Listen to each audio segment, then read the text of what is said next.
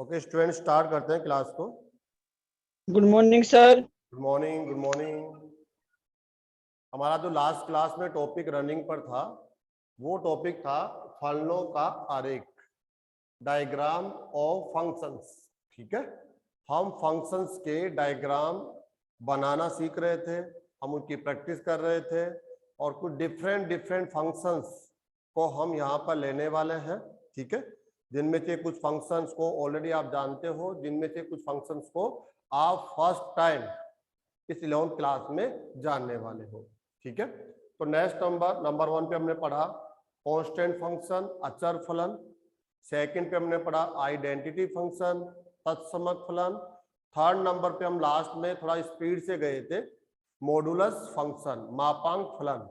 इसमें V shape बनती है स्टूडेंट, ये जो वी शेप होती है ना, ये वाले वी शेप, ये वी शेप, वी तो वी शेप बनता है, वो आप मॉडुलस ऑफ फंक्शन उसको आप बना सकते हैं। ठीक है, पर ऐसा नहीं है कि वो सेम वही लेना, आपको और भी चेंज करके आप लोग ले सकते हैं। ठीक है, नंबर 4 पे आ गए हैं, केवल हम प्रैक्टिस कर रहे हैं यहाँ पर, ऐसा कोई स्पेशल है नहीं यहाँ पर कि आपको डायग्राम बनाने ही है, ये हमारा सिलेबस है, नहीं, ऐसा हमारा सिलेबस नहीं है। केवल एक नॉलेज को हम लोग डेवलप कर रहे हैं, उसमें कुछ ग्रोथ करना चाह रहे हैं कि फंक्शन है तो डायग्राम कैसे बनता होगा, तो ऐसा वो नॉर्मल है, आप पहले भी बनाकर आए हुए हैं, अब बना रहे हैं। बहुपदीय फलन, पॉलिनोमियल फंक्शंस। ठीक है, तो पॉलिनोमियल फंक्शंस होते हैं, वो कौन से फंक्शंस होते हैं पहले तो ये जान लेते हैं हम लोग, फिर जानने के बाद उनमें से कुछ स्पेशल फंक्शंस को लेंगे, 1 2 3, है ना, फिर उनका जो डायग्राम होगा वो कैसे ड्रा किया जाता है वो हम सीख लेते हैं।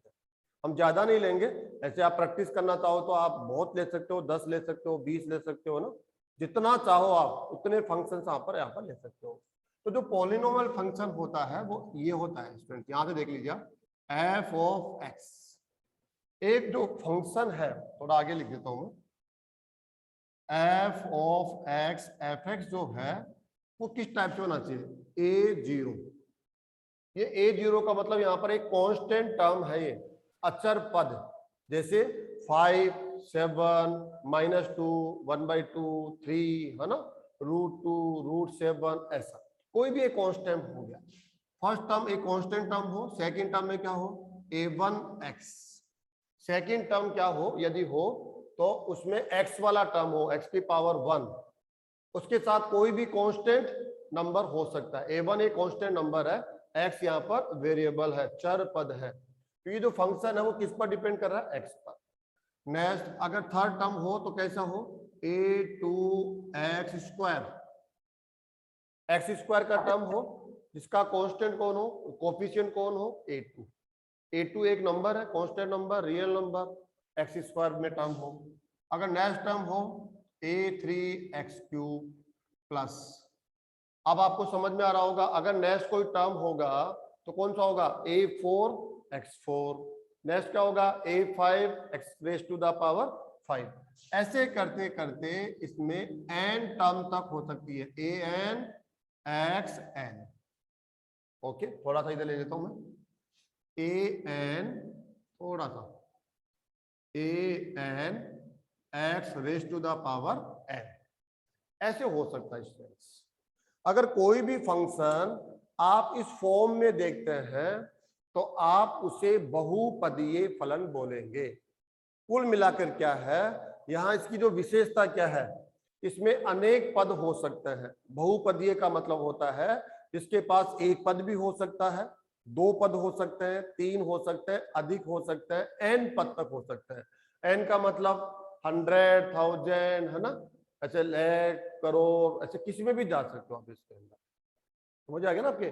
तो ये जो टर्म्स है हालांकि काउंटेबल है, फिनिट है, लेकिन ये बहुत अनेक टर्म्स इसके पास हो सकते हैं, सिंगल टर्म भी हो सकता है, ऐसा नहीं सिंगल टर्म नहीं हो सकता, हो सकता है। ठीक है, इसकी विशेषता क्या है, अनेक पद इसके पास हो सकते हैं, सिंगल टर्म भी हो सकता है, अधिक टर्म भी हो सकते हैं।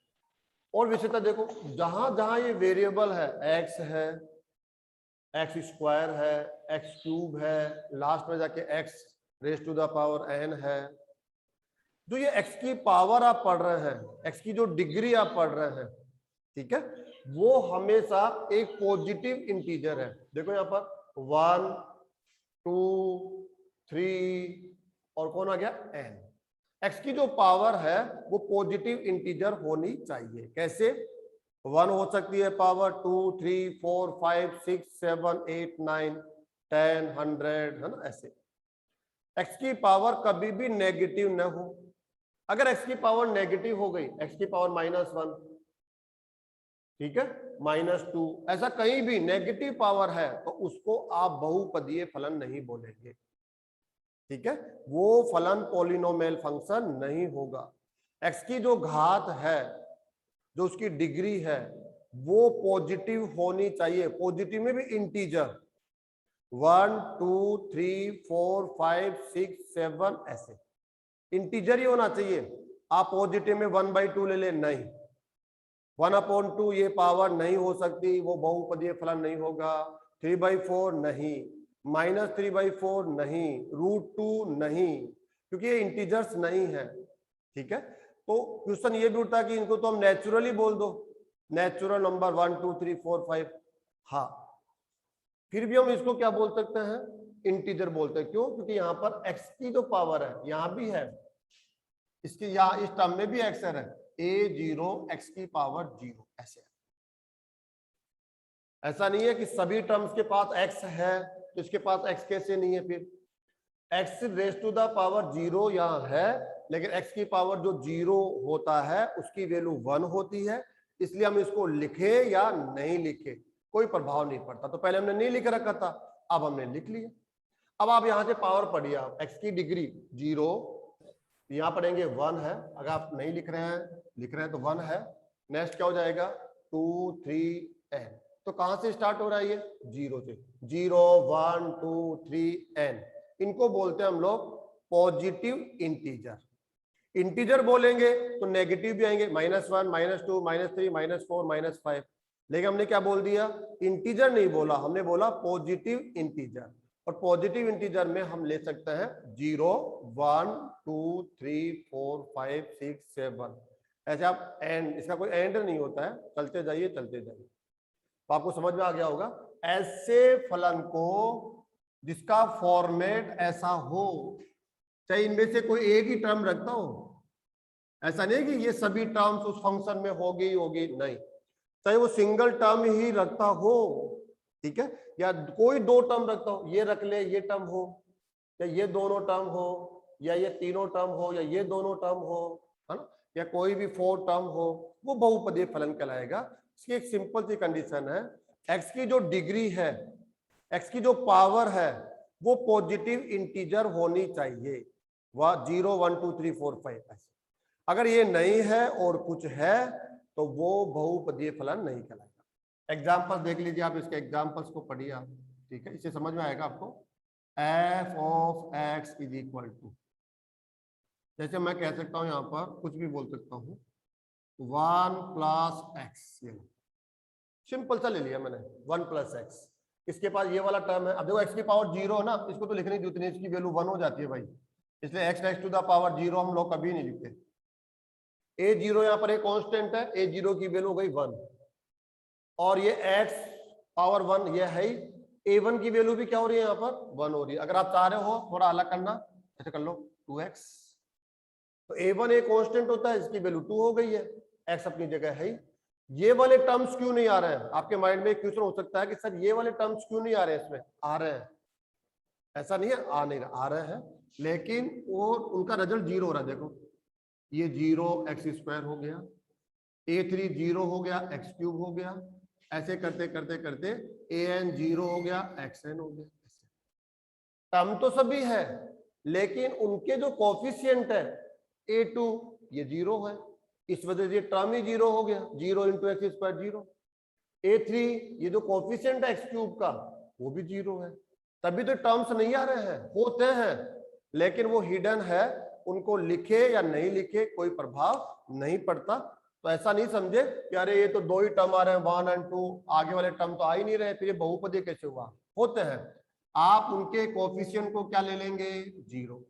तो वैसे न लिखे, ऐसे लिखेंगे, ये ज्यादा अच्छा लग रहा है, क्योंकि वो सभी 0 से मल्टीप्लाई होकर 0 हो रहे हैं। जैसे एक एग्जाम्पल हो गया, ऐसे और ले सकते हैं, ये f1 हो गया फंक्शन, ऐसे हम f2 ले सकते हैं, f2x सेकेंड फंक्शन कुछ भी ले सकते हैं, जैसे ले सकते हैं 2 माइनस 3x स्क्वायर, ऐसे ले लिए लोग।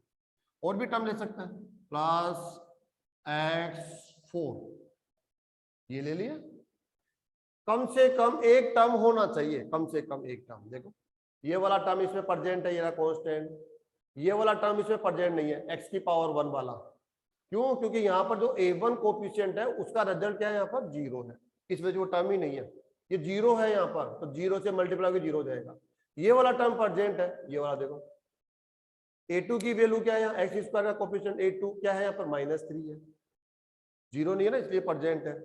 ये वाला टर्म इसमें प्रेजेंट नहीं है, क्यों? क्योंकि a3 अपना रिजल्ट क्या रख रहा है, 0, तभी तो नहीं है, सिंपल समझ रहा है। x की पावर 4 ये वाला टर्म प्रेजेंट है, इसका जो कोफिशिएंट होगा ना वो a4 होगा स्टूडेंट, a4 वो 1 हो गया। ऐसे एग्जांपल ले सकते हैं हम लोग। और देखिए आप लोग f3x और एग्जांपल दे रहे हैं, कुछ भी ले सकते हैं हम लोग, कोई कांस्टेंट टर्म ही नहीं हो, है ना। जैसे क्या हो जाए 2x minus x³ plus 4x की पावर 5, ऐसे समझ लीजिए आप। ये भी आपका पॉलिनोमियल फंक्शन है, देखो x की पावर +1, x की पावर +3, x की पावर +5, पॉजिटिव इंटीजर। केवल x पे फोकस करो, उनके कोफिशिएंट पे फोकस मत करो आप लोग, चिन्ह पे फोकस मत करो। x की पावर 1, 3, 5। अगर x की जो घात है, सिंपल से वर्ड, x की जो घात है वो पॉजिटिव इंटीजर हो, 0 हो 1 हो, हालांकि 0 होगा वो तो दिखेगा ही नहीं क्योंकि x की पावर 0 1 हो जाता है, तो 0 को तो भूलो एक बार के लिए। 1 2 3 4 5 ऐसा हो तो आप क्या बोल देंगे कि आप बहुपदीय फलन है। ओके, चलो अब हम लोग एक एग्जांपल ले लेते हैं जिसका हमें डायग्राम बनाना है। किसी का डायग्राम बनाना है। अब हम यहाँ पर थोड़ा शॉर्ट लेंगे एक बार के लिए, फिर आप बैठे बैठे खुद करते रहना। एक एग्जांपल ले रहे हैं यहाँ पर, f of x is equal to, हमने ले लिया x², सिंपल सा ले लिया हमने। ये पॉलिनोमियल फंक्शन है, अगर मैं इसका पूरा फॉर्म लिखूं ना तो आपको समझ में आ जाएगा। देखो कैसे लिखूंगा मैं, 0 plus 0 into x plus 1 into x² plus 0 into x³ plus 0 into xn, ऐसे ये फुल फॉर्म हो गया स्टूडेंट्स का। इसके पास एक ही टर्म आ रहा है, नहीं, आप एक टर्म देख रहे हैं। क्यों? क्योंकि आप कमजोर हैं। अगर आप थोड़ा सा परिपक्व हो जाएंगे, मैच्योर हो जाएंगे, पॉलिनोमियल फंक्शन की डेफिनेशन को बहुत अच्छे से समझने की कोशिश करेंगे तो आपको ये फंक्शन ऐसा दिखेगा। लेकिन जब इसको हम सरलीकरण करते हैं, सिंपल फॉर्म में ले जाने की कोशिश करते हैं तो ऐसा जाता है। देखो ये 0 है, ये टर्म 0 हो गया, तो फिर लिखने की जरूरत नहीं है, 0 तो खत्म, छोड़ो। ये x का जो कोफिशिएंट a1 है, कोई भी रियल नंबर हो सकता है, यहाँ पर ये 0 है, तभी तो ये टर्म इसमें पास नहीं है, क्योंकि x का जो कोफिशिएंट है वो 0 है। a1 तो एक रियल नंबर है, a2 भी रियल है, a3 भी रियल है, तो ये अपनी वैल्यू कुछ भी ले सकते हैं। अभी यहाँ इस फंक्शन में 0 है, यहाँ पर देखो ये वाला, ये मैच हो गया, ये वाला a2 की वैल्यू क्या है, 1 है, देखो यहाँ पर 1x², ये वाला, बाकी सब कोफिशिएंट 0 है। तो ये इसका डिटेल फॉर्म है, लेकिन ये इसका शॉर्ट फॉर्म है। fx is equal to x², इसका शॉर्ट फॉर्म है, ऐसे लिखते हैं हम लोग इसको। तो ये पॉलिनोमियल फंक्शन है क्योंकि x की पावर क्या है यहाँ पर, पॉजिटिव इंटीजर। ओके, अब हम लोग क्या करेंगे, इसमें एक टेबल बना लेते हैं, यहां तक दिखेगा आपको।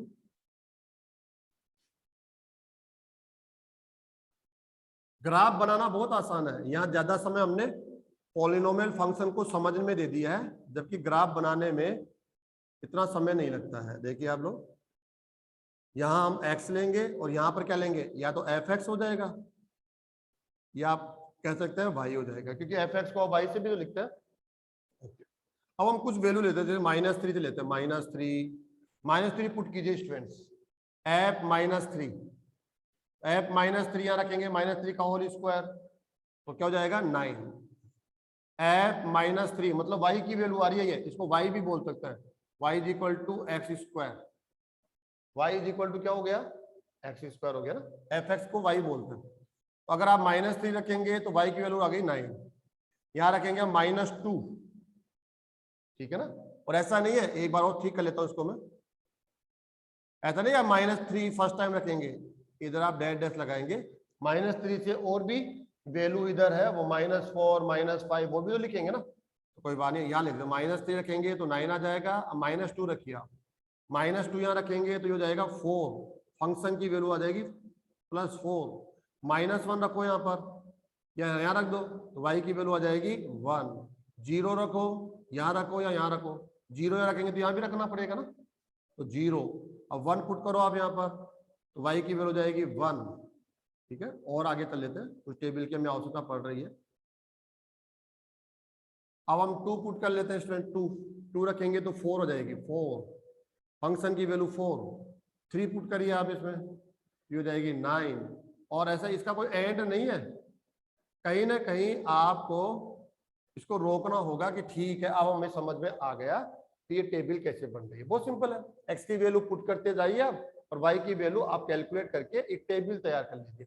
-3 से बैक साइड आप कितना भी जा सकते हैं, -4 -5 -6 -7 -8 ऐसे कहीं भी जा सकते हैं, -100, आपके पास समय होना चाहिए। 3 प्लस भी जा सकते हैं, 4 5 6 7 8 9। और ये भी नहीं है किसी के माइंड में ये चल रहा हो कि सर डायरेक्टली 0 के बाद आपने 1 कैसे ले लिया, 0.1 भी तो है, 0.1 वो लेना था, लो ना, 0.2 लो, 0.3 लो, कौन मना कर रहा है आपको, बिल्कुल लीजिए, है ना। आप जितने ज्यादा पॉइंट्स लेंगे उतना ज्यादा नजदीक से आप इस फंक्शन को ड्रा कर पाएंगे। आपको कुछ चीजों को मानना नहीं पड़ेगा। अभी हम लोग गेस करेंगे हाँ ऐसा होगा, ये ऐसा होगा, कोई माना नहीं, ऐसे कैसे होगा मैं जानना चाहता हूं, तो आपको नंबर ऑफ पॉइंट्स बढ़ाने पड़ेंगे। इन दोनों के बीच भी एक आध पॉइंट, जैसे 0.5 लेना पड़ेगा, इन दोनों के बीच भी 1.5, एक पॉइंट वो ले लेंगे ना तो आप ज्यादा नजदीक चले जाएंगे। किसी ने कहा सर मैं 2-2 पॉइंट ले लूं इन दोनों के बीच में, तो वो और ज्यादा नजदीक होगा। क्योंकि मैं 5 पॉइंट ले लूं तो वो और ज्यादा अच्छे से समझेगा, उसको तो बिल्कुल ही तकलीफ नहीं होने वाली है, लेकिन वो समय ज्यादा लग जाएगा। आप जानते हो बहुत बड़ी टेबल बन जाएगी, तो हम इसी से काम चलाएंगे। ओके, तो हम एक डायग्राम बना रहे हैं यहाँ पर। नहीं नहीं नहीं, आपको तो दिखाई नहीं पड़ रहा उधर, ठीक है थोड़ा इधर ले लेता हूँ मैं।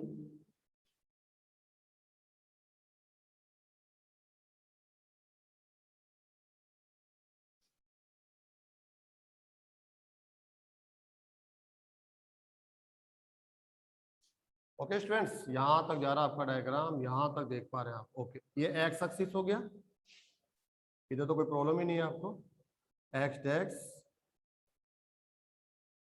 वाई एंड वाई डैश, ठीक है। वाई डैश को थोड़ा ऊपर लिख देता हूं मैं, वाई डैश ओरिजिन पॉइंट 0। अब आप एक्स एक्सिस की वैल्यू पढ़िए आप, इधर हमने 1 2 3 तक गए हैं, तो ले लीजिए आप इसके अंदर, ये 1 हो गया, ये 2 हो गया, और ये हो गया आपका 3। इधर क्या हो गया आपका, ये -1 हो गया, -2 हो गया, ये हो गया आपका -3। और भी ले सकते हैं लेकिन सफिशियंट है। अब y की वैल्यू या fx की वैल्यू, ये fx होता है हमेशा, इसको आप y एक्सिस बोलते हैं ना। y एक्सिस मतलब y की वैल्यू आपको यहाँ पर लेनी होती है, तो y का दूसरा मतलब यहाँ क्या है, fx, तो fx को यहाँ लेना होता है, fx, ठीक है। ओके, तो हम मैक्सिमम 9 तक जा रहे हैं, तो हम डायरेक्टली क्या 1 2 3 4 5 ऐसे कर सकते हो आप लोग, 9 तक जाना पड़ेगा आपको, ठीक है। या तो एक तरीका ये हो सकता है, या दूसरा तरीका क्या होता है, चलो 9 तक चलते हैं, ऊपर जगह बना लेते हैं हम लोग यहाँ पर थोड़ी सी, मैं इसकी थोड़ी जगह बना लेता हूँ क्योंकि अभी इनकी जरूरत नहीं पड़ रही है हम लोगों को, ज्यादा अच्छा होगा 9 तक जाएंगे तो। ये लो देखिए आप, पूरा डायग्राम है ना वो ऊपर की तरफ बनेगा, धीरे धीरे आपकी प्रैक्टिस आ जाएगी, इसलिए हमने देखो एक्स एक्सिस को बहुत नीचे ले रखा है। पूरा जो डायग्राम बनेगा वो कहाँ बनेगा, ऊपर बनेगा। क्यों बनेगा, यहाँ से पता चल गया। जो y की वैल्यू है वो कहीं भी नेगेटिव नहीं आ रही है, पॉजिटिव ही आ रही है, तो ओरिजिन पॉइंट के ऊपर वाली वैल्यू मिल रही है, तो हमें पेपर यहाँ यूज लेना है, नीचे पेपर खराब नहीं करना है। कुछ स्टूडेंट क्या कर लेते हैं, पेपर को 4 समान भागों में बांट देते हैं, वो हमारा बचपना था। अब थोड़ा मैच्योर हो जाइए आप, जहां पेपर की ज्यादा स्पेस चाहिए वहां आप यूज करें। ओके, तो मैं कर लेता हूँ यहाँ पर जैसे 1 2 3 4 5 6 7 8 9, y एक्सिस और f एक्स। ओके, अब ड्रा कीजिए आप, -3 पर वैल्यू क्या आ रही है स्टूडेंट? देखिए आप लोग, -3 पर है 9 प्लस 9, ये आपका फर्स्ट पॉइंट हो गया। -2 पर वैल्यू कितनी आ रही है? +4 ओके। और -1 पे वैल्यू कितनी आ रही है? +1 हो गया स्टूडेंट्स। 0 पर वैल्यू क्या आ रही है? 0। नेक्स्ट 1 पर वैल्यू क्या मिल रही है आपको? 1। 2 पर वैल्यू मिल रही है आपको 4। थोड़ा आसपास लगा रहे हैं हम, रफली चल रहा है हल्का फुल्का। और 3 पर वैल्यू क्या आ रही है? 9 वैल्यू आप लोगों को स्टूडेंट्स मिल रही है। अब देखिए आप, ये पॉइंट यूं जाके यूं जाके यूं जाके ओरिजिन पॉइंट पे आ रहा है, फिर यूं जा रहा है। अब आप स्केल उठाइए और देखिए क्या ये सभी पॉइंट्स स्केल में आ जाते हैं? तो आंसर मिला नहीं, तो कोई दिक्कत नहीं है। मैक्सिमम पॉइंट्स को मिलाने की कोशिश कीजिए आप, मैक्सिमम पॉइंट्स को। तो अगर हम इन दोनों को मिलाते हैं तो फिर यही नहीं मिलता, ये नहीं मिलता, ये 2 ही मिल रहे हैं। 2 से काम नहीं चलेगा। मैक्सिमम जैसे 10, 20, 100, 200, 500 भी मिले तो भी हम लोग मान ले, है ना? अब तो माने भी इन बातों को, नहीं मिल रहे। इन 2 को मिलाएंगे तो आने वाले कोई पॉइंट्स नहीं मिलेंगे। ये लो, तो यूं आकार का बनेगा, यस, यूं आकार का बनेगा। हाँ, वेरी गुड शाबाश, ठीक है। जहां पॉइंट्स मतलब हम कह सकते हैं जो ग्रुप ऑफ पॉइंट्स होता है, एक बिंदुओं का समूह स्केल में नहीं आ पा रहा है, तो स्केल को आप अब रख दीजिए। अब स्केल का यूज इस डायग्राम के लिए आपको नहीं करना है। अब आपको सफाई से अपने ही हाथ से इस डायग्राम को बनाना है, ठीक है। जितना स्मूथली अपना हाथ चलेगा, जितना आप कांस्टेंट रख के हाथ चलाएंगे, ऐसे थोड़ा कंपन करेगा ना, वाइब्रेट करेगा, तो आपका डायग्राम डिस्टर्ब होगा, है ना, थोड़ा एरर उसमें आ जाएगी। जितना स्मूथली आप चला सकते हैं उतना अच्छा डायग्राम आप बना पाएंगे। ओके, अब आप देख रहे होंगे कि यही पॉइंट्स है, और पॉइंट्स अगर मैं ले लेता तो इनके बीच पॉइंट्स ले लेता, तो मैं जैसे इन दोनों के बीच पॉइंट्स ले लेता, इन दोनों के पॉइंट्स बीच है ना, तो पॉइंट्स लेते हैं ना, तो ये पॉइंट्स ऐसे प्राप्त होते हैं स्टूडेंट्स, आपको मैं पहले बता दूं। ऐसे अगर पॉइंट लेंगे ना आप, ऐसे प्राप्त होंगे पॉइंट्स। ये जितने ज्यादा पॉइंट्स आप बढ़ाते जाएंगे, जैसे आपने ये पॉइंट भी ले लिया, ये भी, तो ये पॉइंट ऐसे प्राप्त होंगे। ये वाई के मान है, एक्स के मान तो यहाँ है, ये वाई का मान आ रहा है।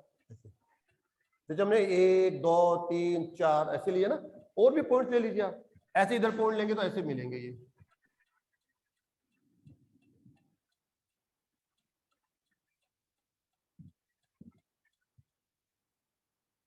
ऐसा ये डायग्राम बने, ऐसे पॉइंट्स, जितने ज्यादा पॉइंट्स लेंगे उतना ज्यादा आपको समझ में आएगा। आपको ये समझ में आएगा ये कर्व क्यों बन रहा है, ये सीधा इस पॉइंट से पॉइंट को क्यों नहीं मिलाया हमने। इसलिए नहीं मिलाया क्योंकि यहां -2 पर क्या आ रहा है, सॉरी -3 के ऊपर क्या है 9, -2 पर क्या है 4।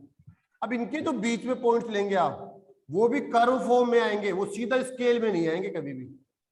अगर आप इन 2 पॉइंट को मिलाएंगे ना, इसको और इसको, तो भी कोई पॉइंट स्केल में नहीं आएगा, तो कर्व फॉर्म में से राउंड लेता हुआ आएगा हर एक पॉइंट से। तो इनको आप ज्वाइन कर देंगे, कंप्लीटली ज्वाइन कर देंगे ऐसे, ठीक है। ऐसे हाथ आपको चलाना पड़ेगा, सबको ज्वाइन करेंगे तो ये कर्व फॉर्म में, इसको हम कर्व डायग्राम बोलते हैं।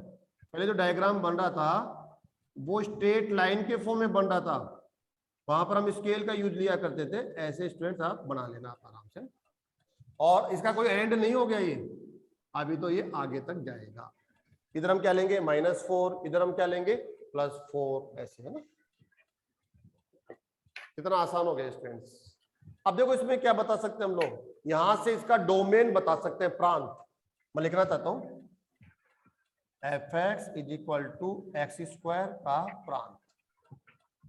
प्रांत का होता है x के मानों का समुच्चय। तो x के जो मान है इधर कहां तक जा सकते हैं, कहीं से प्लस हम 3 तक ही जा सकते हैं।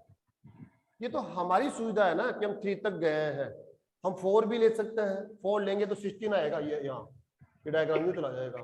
फिर हम 5 भी ले सकते हैं, 6 भी ले सकते हैं, 7 भी ले सकते हैं, ऐसे ले सकते हैं हम लोग, है ना।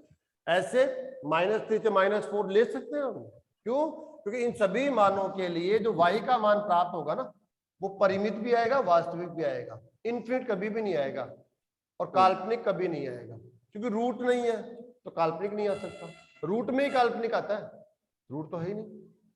और px/qx फॉर्म में qx 0 होगा नहीं इसका, तो यहाँ इसका जो प्रांत होगा ना वो आर होगा स्टूडेंट्स। आप एक्स के सभी मानों का यूज कर सकते हैं, यहाँ पर एक्स का कोई भी मान रख सकते हैं, वाई का मान परिमित वास्तविक आएगा। ओके, अब मैं बोलता हूँ एफ एक्स का परिसर, एफ एक्स इक्वल टू क्या है, कहाँ परिसर, इसका फायदा उठा रहे हैं हम, फायदा उठाइए। परिसर क्या होगा, नेचुरल नंबर सर, वाई के मानों का समुच्चय। देखिए बताओ वाई के कौन से मान natural number N, yes N N natural number. Natural नहीं नहीं हाँ नहीं सर, एन एन नहीं, हाँ आसपास है लेकिन गलत है आप ना। यहां से ये वाई के आर मान आ रहे square, R square, R square, गजब जहाँ मजा आ आर गया। Is equal to 1 2 3 4। Very good, R square नहीं बोलते हैं, आपको ये बोलना है कि पॉजिटिव नंबर लेना है, और वो भी पॉजिटिव में भी कौन से, रियल। पॉजिटिव में भी कौन सा लेना है, रियल लेना है हमें, ठीक है। अब पॉजिटिव में रियल लेना है तो स्क्वायर कर रहे हैं आप उसको, कोई स्क्वायर करने से पॉजिटिव हो जाएगा नहीं, उसको बोलते हैं आर प्लस। क्या बोलते हैं इसको हम लोग, आर प्लस। यहां भी लगा सकते हैं इसको प्लस को हम लोग, यहां भी लगा सकते हैं। आर प्लस का मतलब है वास्तविक, सॉरी धनात्मक वास्तविक संख्याओं का समुच्चय है ये, positive real numbers, set of positive real numbers.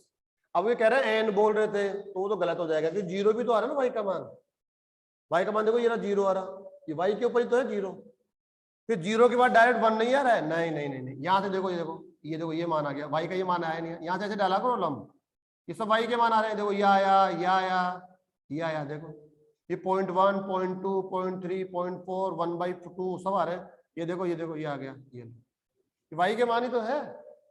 और कहीं देख लो, ये देखो सेंटर में ये आ गया 5.5, ये वाई का मान, तो यहां से ऐसे डालोगे तो ये वाई का मान आ जाएगा, यहां डालोगे लंब तो ये एक्स का मान आ जाएगा, एक्स एक्स पे जो मान आता है एक्स का मान होता है, इधर लंब डाल देंगे वाई एक्स पर तो ये वाई का मान होता है, तो 5.5 भी तो आ गया, नेचुरल में तो 5.5 नहीं आता। तो यहां से देखो आप, जीरो से लेकर इन्फिनिट आपको प्राप्त हो सकता है, तो इसको हम यू भी लिख सकते हैं, जैसे 0 टू इन्फिनिट, मिनिमम वैल्यू आपको जीरो प्राप्त होगी और मैक्सिमम में आप कहां तक जा सकते हैं, इन्फिनिट। ये वाई के मान है, नेगेटिव नहीं आएगा, देखो जीरो के नीचे वाई का मान प्राप्त ही नहीं हो रहा, डायग्राम पूरा ऊपर चला गया, डायग्राम वाई एक्सिस के ऊपर चला गया, इसका मतलब वाई का मान नेगेटिव नहीं आ रहा है। ऐसे तो हम लोग डायग्राम क्यों बनाते हैं, हम लोग डायग्राम बनाने के फायदे होने चाहिए। यहां से एक्स के मानों को पढ़ो आप, एक्स के सभी मान प्राप्त होंगे, देखो ये देखो, ये एक्स का ये मान आ गया, एक्स का ये मान आ गया, एक्स का ये मान आ गया, ऐसे ऐसे और आगे भी जाएगा। ये तो थोड़ा सा हमने सही ढंग से नहीं बनाया कि यूं थोड़ा अच्छे से फैलेगा, ये यूं फैल के जाएगा थोड़ा सा, अगर आप डायग्राम को प्रॉपरली ग्राफ में बनाएंगे और भी अच्छा सा बनेगा। फिर यार जाते जाएगा, जाता जब फैलता ही जाएगा, ये पास नहीं आएगा कभी भी, ये आप सोचे ये पास आएगा, यूं नहीं आएगा, ये यूं से करते यूं हो जाएगा, ऐसे फैलता ही जाएगा, ये फैलता जाएगा तो ऐसे आगे आगे चलता जाएगा, ठीक है ना। ढंग से बनाओगे, प्रॉपरली बनाओगे तो ऊपर से इसकी जो चौड़ाई है ना, ये फैलेगी ऐसे, यूं यूं तो जाएगा, पास में बिल्कुल भी नहीं आएगा। तो अब नेक्स्ट एग्जांपल स्टूडेंट्स, हमने बहुत समय दे दिया इस क्वेश्चन को, एक ही क्वेश्चन को। अब इसका जो नेक्स्ट है ना, सिंपल सिंपल क्वेश्चन लेना, कौन सा लेना, जैसे आप simple simple F X is equal to X cube ले लेना आपकी बार। आप एक्स क्यूब में क्या होगा, एक्स क्यूब में क्या होगा, अगर आप एक्स की वैल्यू पॉजिटिव रखेंगे तो ये पॉजिटिव आएगा, एक्स की वैल्यू नेगेटिव रखेंगे तो ये क्या आएगा, नेगेटिव आएगा। एक्स क्यूब में क्या होने वाला है, देखिए आप, मैं बता दूं आपको, अगर ये पॉजिटिव रख रहे हैं तो ये वैल्यू पॉजिटिव आएगी, जैसे आपने नेगेटिव रखा एफ एक्स की वैल्यू क्या जाएगी, नेगेटिव। तो ये डायग्राम यूं घूम के नहीं जाएगा, ये डायग्राम ये हट जाएगा इसमें, देख लो एक्स का मान पॉजिटिव ले रहे हैं तो एफ एक्स क्या आएगा, पॉजिटिव, पॉजिटिव आएगा, ऊपर गया, वाई का मान ऊपर गया।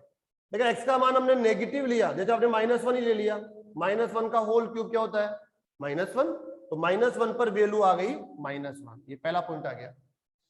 आपने -2 लिया तो -8 हो जाएगा, तो -2 पे -8 नीचे जाएगा ना ये वाला, तो डायग्राम यूं चला जाएगा, पहले तो ऊपर जा रहा था यूं, यूं बन के यूं चला गया, यूं पॉजिटिव, अब आ गया ये गया, ठीक है ना। बनाना आप कोशिश करना, उसके बाद में आपसे कहा जाए कि साहब ऐसा करो -x² बनाओ, तो इसका डायग्राम बनेगा कैसे, -x मतलब ऐसे बनेगा, इस तरह से, सॉरी पूरा नीचे बन जाएगा। एक्स स्क्वायर कैसे बना, ऊपर बना ऐसे, माइनस ये तो हमेशा नेगेटिव ही रहेगा, एफ एक्स की वैल्यू क्या रहेगी, नेगेटिव ही रहेगी, तो ये नीचे बन जाएगा। अगर आपसे कहा जाए साहब ऐसे बनाओ, आप ऐसा करो माइनस एक्स क्यूब बनाओ,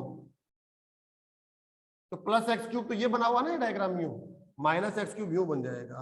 प्लस हो जाएगा। बना बना के देखना, तुम प्रैक्टिस करने से आएंगी चीजें ना।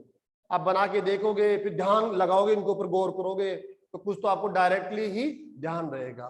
ऐसे एक्स की पावर 4 माइनस 4 है ना, सॉरी एक्स की पावर माइनस एक्स की पावर 4 ऐसे। और फिर थोड़ा टफ भी लेना इसको, थोड़ा सा डबल टर्म में भी लेना, जैसे 1 प्लस एक्स ऐसे, थोड़ा सा दो टर्म में भी लेके देख लेना, ऐसे 2 4 5 बना के देख लेना, आपको लगना चाहिए कि हाँ हम लोगों को ये समझ में आया। ठीक है, ओके आगे बढ़ रहे हैं। एक डायग्राम बन गया, बहुपदीय फलन हजारों प्रकार से लिख सकते हो आप इसको, लाखों प्रकार से। आप ऐसा मत मानना कि हमने एक ही डायग्राम तो हमने एक ही बनाया, नहीं, अब आप जितने भी बहुपदीय फलन है, पॉलिनोमियल फंक्शन है, उनका डायग्राम बना सकते हैं। थ्योरेटिकली हमने उनको पढ़ लिया है। ठीक है, चलो एक और देख लेते हैं, समय भी कम पड़ रहा है। परिमेय फलन, परिमेय फलन, रैशनल फंक्शन,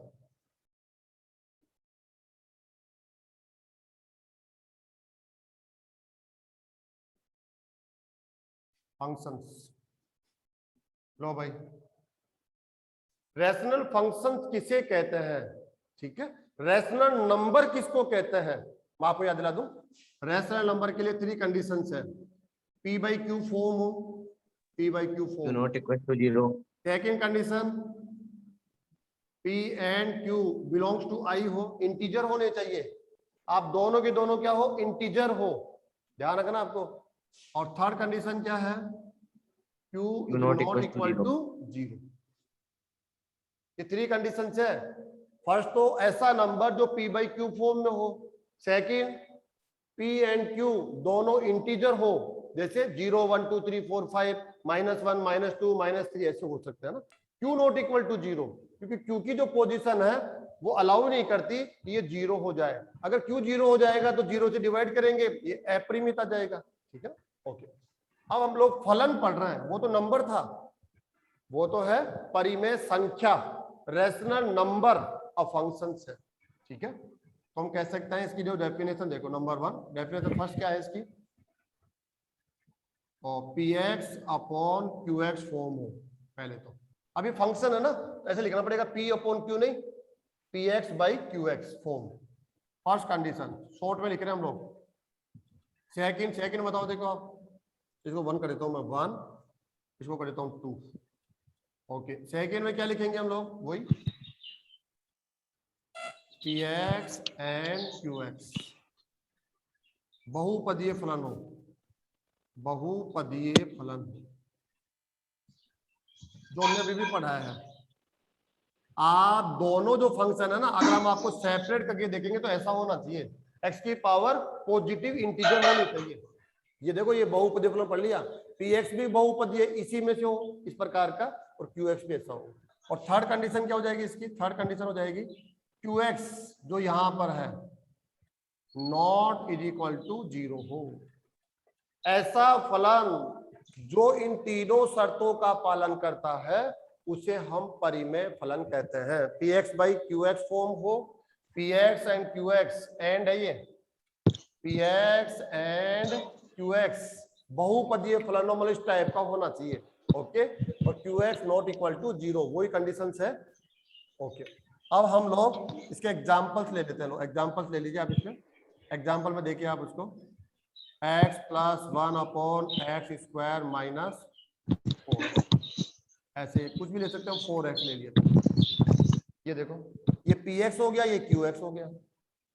ठीक है, हो रहा नहीं हो रहा है यहाँ पर ऐसे, लेकिन ये ध्यान रखना ये 0 नहीं होना चाहिए। चलो इसको x हटाता हूँ। देखो इसमें कंडीशन लिखेंगे x not equal two plus minus 2। x की वैल्यू प्लस माइनस 2 नहीं लेना आपको। क्यों नहीं लेना? क्योंकि अगर प्लस 2 रख देंगे तो 4 - 4 0 हो जाएगा, तो फिर ये परिभाषित नहीं होगा। अरे तो 0 हो गया, तो मना कर दिया ना, +2 क्यों रख रहे हो आप? +2 मत रखो, -2 रखते हैं तब भी 4 होगा, ये 4 - 4 0 हो जाएगा। तो उसने मना कर दिया कि आप +2 भी मत रखना, इसमें -2 भी मत रखना, और कुछ भी रख लेना, कोई भी रियल नंबर।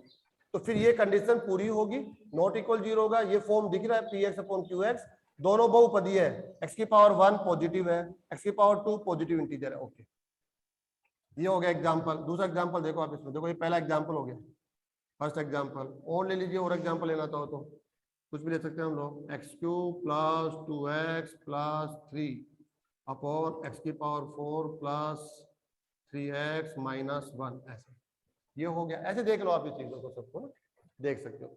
हम तो यहाँ पर एक प्रैक्टिस करेंगे, किसकी प्रैक्टिस करेंगे? डायग्राम बनाएंगे, हमारे पास समय कम है। f(x) = जैसे 1/x, सिंपल सा ले लिया हमने, 1/x। अच्छा, इसकी शर्त क्या है? x ≠ = 0, x 0 नहीं लेंगे, क्योंकि आप 0 पुट करते ही तो ये देखो, ये जो qx है ना, qx ये 0 हो जाएगा। मना कर रहा है 0 नहीं होना चाहिए, तो 0 मान लो, 0 होगा ही नहीं। मना कर रहा है, वो खुद ही मना कर रहा है, वो बोल देगा आपको, आपको नहीं लिखना है। चलो टेबल बनाए इसकी हम लोग, आप टेबल बनाइए आप इसकी, बहुत आसानी से टेबल बना के आप ऐसे फंक्शंस को ड्रा कर सकते हैं, बहुत ही आसानी से। लो देखो आप, ये x हो गया, ये f(x) कह दो या y कह दो, ठीक है। कुछ वैल्यू आपको लेनी पड़ेगी, ऐसे ऐसे थोड़ा फास्ट, डैश। जैसे हमने क्या ले लिया स्टूडेंट्स यहाँ पर, अच्छी अच्छी वैल्यू लेंगे हम लोग, टफ नहीं लेंगे। जैसे हमने ले लिया -4 पुट करो आप यहाँ पर, तो 1/-4, तो ये हो जाएगा -0.25। 1/4 होता है 0.25, तो माइनस सही। फिर ले लिया हमने -2, -3 भी ले सकते हो, ले लेना, लेकिन मैंने नहीं लिया। तो ये हो जाएगा -0.50, हाफ हो जाएगा। फिर मैंने क्या ले लिया? 0, 1/0 क्या हो जाएगा? इन्फिनिट। फिर क्या ले लिया मैंने? 2, 0.50। फिर क्या ले लिया मैंने? 4, 0.25। और भी ले सकते हो, ठीक है ना। ये हम शॉर्ट में ले रहे हैं, आप चाहो जो ले सकते हो, ना नहीं है। मैंने ये लिया है तो आप इसको पकड़ के मत बैठ जाना कि आप भी यही लेंगे, नहीं। ओके, ये लो, अब पकड़िए आप इसमें, ये आपका हो गया, दिख तो रहा है ना। अच्छा, थोड़ा सा इसको मैं ऊपर ले लेता हूँ, थोड़ा सा समझने की कोशिश करो। 0, ये कौन हो गया आपका स्टूडेंट्स? और 2 हो गया, ये डायरेक्ट मैंने ले लिया 4 हो गया, इधर ले लिया मैंने -2, इधर ले लिया मैंने -4, ऐसे हो जाएगा। और यहाँ पर क्या देख रहे हो आप? देखो, अरे हमने तो बहुत कम, और भी लेना चाहिए था हम लोगों को, है ना, और भी लेना चाहिए था, कहाँ ले गए? चलो इनको तो लगाते हैं एक बार। देखो आप, 2 पर कितना आ रहा है भाई? 2 पर कितना आ रहा है? ये ले लेता हूँ मैं 1, ये ले लेता हूँ मैं 2, ये ले लेता हूँ मैं 3,